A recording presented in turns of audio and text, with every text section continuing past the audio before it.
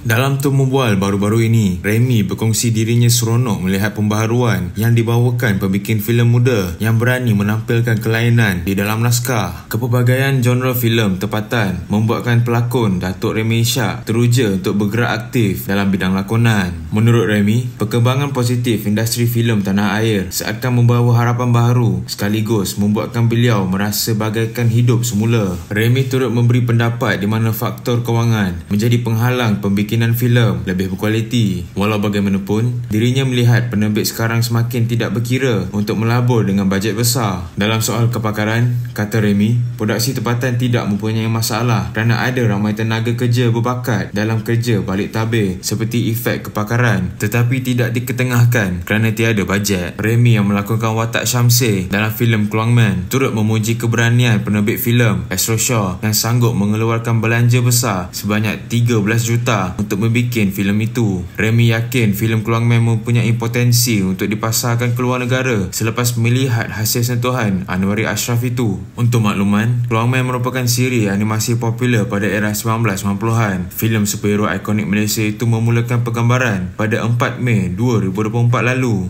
Filem berdurasi 132 minit itu akan menemui penonton Malaysia dan Brunei bermula 29 Mei 2025 ini. Jangan membuat sebarang spekulasi yang boleh mencetuskan kontroversi. Apapun, diharapkan filem lakonan Remy yang akan ditayangkan tidak lama lagi akan mendapat sambutan yang luar biasa.